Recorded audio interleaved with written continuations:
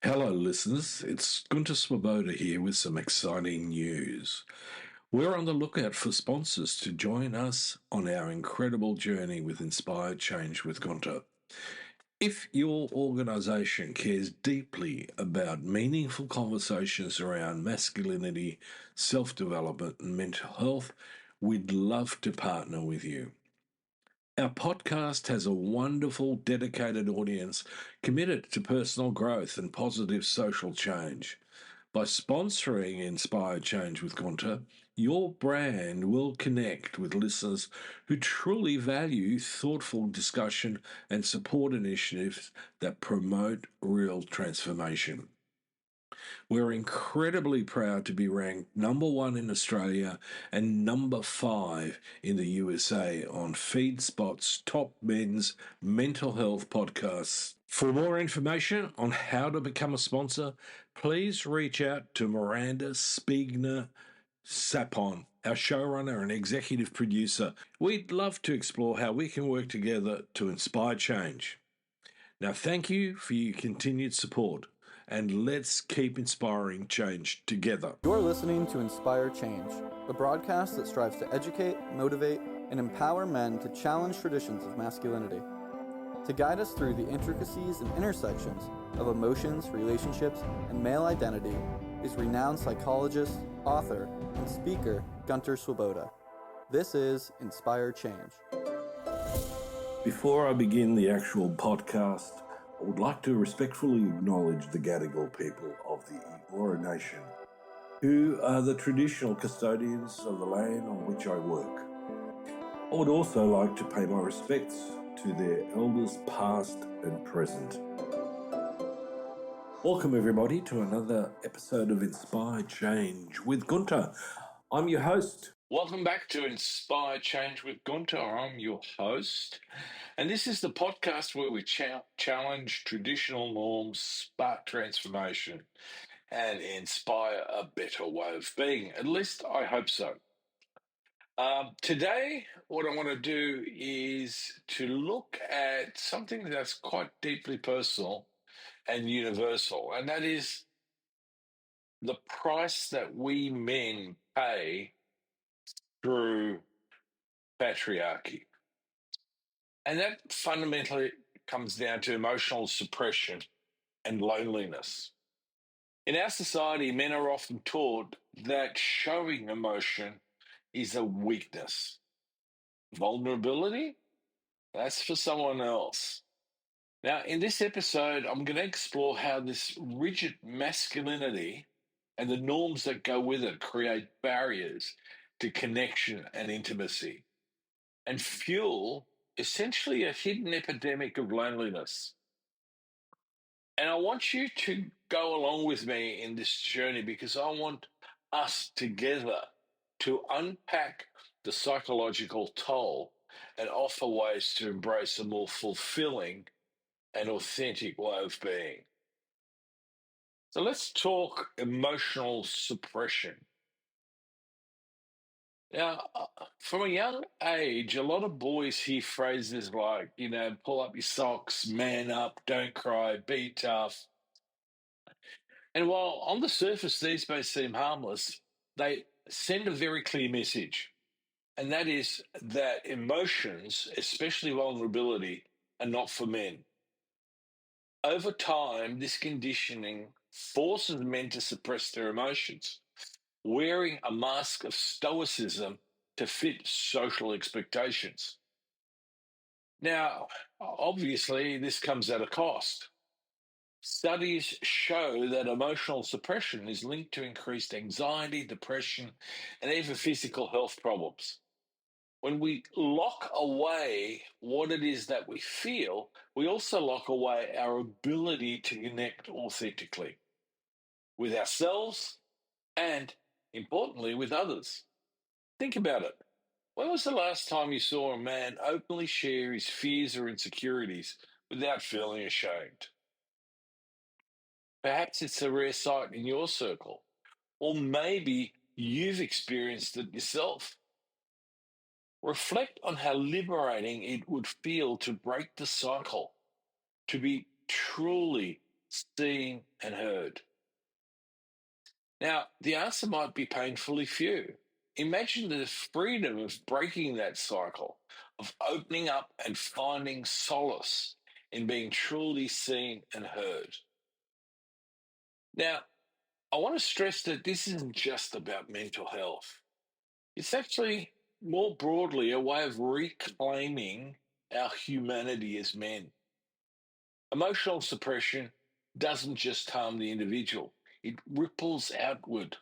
It impacts relationships, communities, and the larger social fabric. So, an example of this is that research has shown that men who struggle with expressing emotions are less likely to seek help, obviously, during times of crisis, which can lead to strained family dynamics and reduced social cohesion. Now, this also goes along with how often men struggle to just take themselves off to the doctor for a physical checkup. So the physical and the emotional intersect. Now, these effects compound over time, creating communities where connection and understanding are scarce, and the price is high. But optimistically, potential for change is always within reach. Now, one of the things that's really important is that we look at what is the loneliness epidemic. A growing problem amongst men, but not just men, boys as well. I work with a 13 to 18-year-old age group, and the number of boys that I've spoken with who are looking for connection in their peer groups, but unless they show the sort of alpha male behavior, are often shunned. Comments like, oh, he's just a nerd, they're alienating. So let me describe what loneliness really means. It's not just being alone, it's actually feeling disconnected. You can be in a relationship and still feel disconnected. It's the ache of having people around but no one to share your inner world with. The gap between external appearance and internal reality grows wider, creating not just a sense of isolation, but an anxiety that's often unrecognized. Let me give you an example. Imagine a man at a bustling social event, laughing and engaging on the surface while internally wrestling with feelings of inadequacy, loneliness, and that all too well rounded imposter feeling. This internal conflict becomes a barrier to forming authentic connections. It's not easy then to approach people away from the mask of being the jovial chatter, seductor, or clown. Now, according to some recent research, men are less likely to have close friendships compared to women. Now, having said that, there is some evidence that that's changing, and we're encouraging it to change. Now, as these men who don't have really close friendships, as they age, the problem gets worse.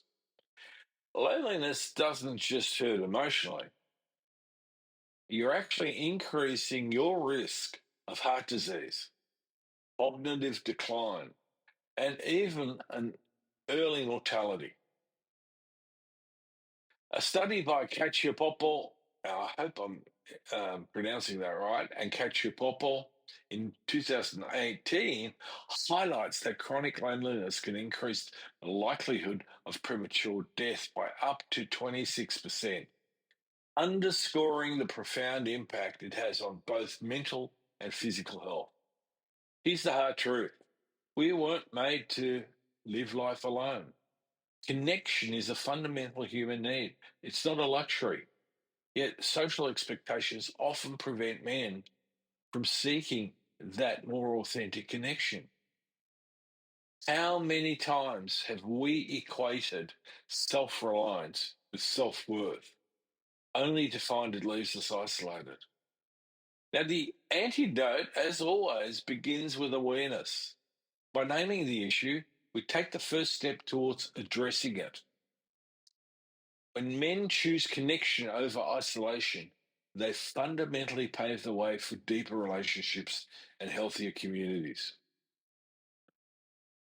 So, what do we need to do? Well, we need to redefine strength through emotional openness. How do we begin to dismantle harmful norms? By redefining what strength looks like. True strength isn't about suppressing emotions, it's about embracing them. It's not about suppressing them. And it's being brave enough to say, you know what, I need some help. Or, listen, I'm struggling. Now, this is where the framework of making good men great comes into play.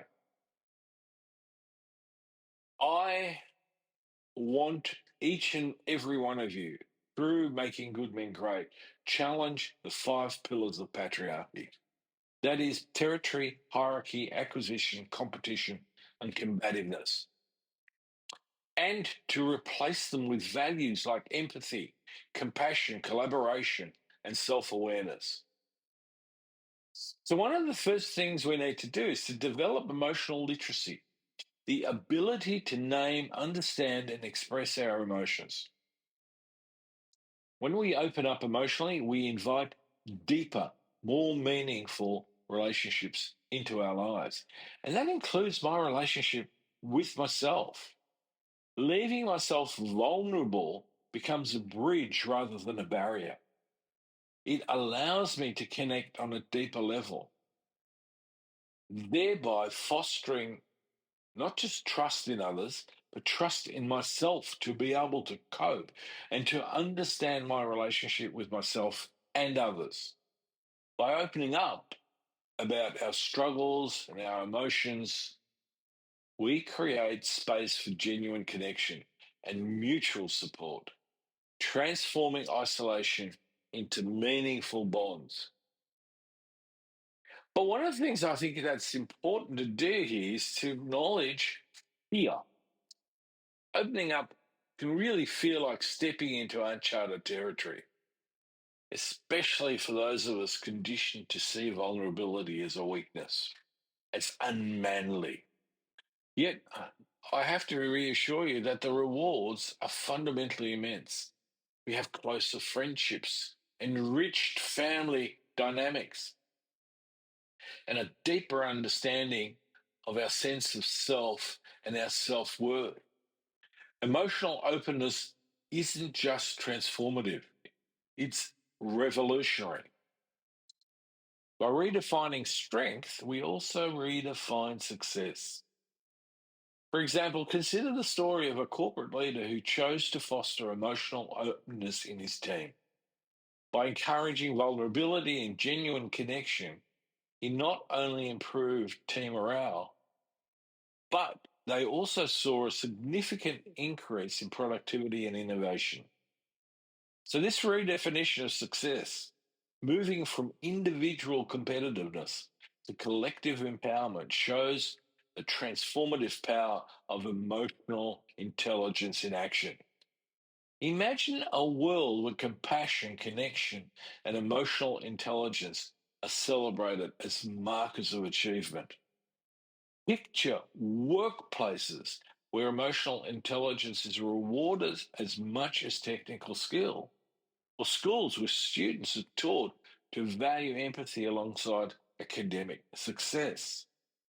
Envision communities built on mutual support, where neighbours uplift one another through shared struggles and collective growth. This is the kind of transformation we can achieve when we prioritise human connection as a core value. That's the vision we're working toward. Unfortunately, what's happening right now is a backlash of patriarchy that we can see trying to dismantle democracy, trying to place into positions of power the strong man who, by and large, are fearful little boys acting as bully adolescents rather than as mature adults. So let's talk a little bit about actionable steps for change. Let's make this real, okay? So I'm going to outline 5 steps, and I want to encourage you to see about practicing those. And these steps are fundamentally important to breaking the cycle of emotional suppression and loneliness. First step, practice self-reflection. Take a few minutes each day to journal about your feelings. What emotions came up today? Why? How did those emotions influence your interactions? Second step, have honest conversations. Share something vulnerable with a trusted friend or partner. Start small, but start. Practice active listening when others open up to you. Step 3, seek support. Whether that's through therapy, a support group, or a mentor, reach out to people who can guide you on this journey. Support is not a sign of weakness, it's a cornerstone of growth. Step 4, join a community. Surround yourself with men who value emotional openness. Together, you can create a safe space for authentic connection. Consider joining or forming a group focused on emotional growth and mutual support. And step 5, engage in mindfulness practices. Activities like meditation or mindful breathing can help you to connect with your emotions and respond to them with compassion rather than judgment. And also remember that the neuroscience behind this is really, really clear. We are encouraging a healthy neuroplasticity. And on that note, I want you to remember that change doesn't happen overnight, but every small step is a move towards a healthier, more connected life. So, to round it all off, let me thank you for joining me today in this important topic. Emotional suppression and loneliness doesn't have to define us. Together, we can break free. We can loosen to begin with these constraints and then shed them. And doing so, we can create lives rich with connection and meaning. Now, if this episode resonated with you, I encourage you to take action. Start with the personal. Start a conversation by reaching out to a friend or a family member with a simple question like, how are you really feeling today, right now? Share this episode on social media or in your community group to speak plainly and to spark a dialogue. And join the movement to inspire change by committing to one small, vulnerable step forward in this connection process. It all starts right here and now. Small acts of vulnerability can lead to monumental shifts. So please don't forget to tune in next week when we'll discuss issues about how boys learn to be men. Until then, remember, true strength lies in authenticity, and together we can make good men great. This is me, Gunter. I'm signing off. Till next time. Stay inspired, and we'll see each other again. Love to hear from you. And if you're interested, please check out my work on www.gunterswoboda.com or www.goodmengreat.com. Thank you for listening to Inspire Change, a broadcast that strives to educate, motivate, and empower men to challenge traditions of masculinity.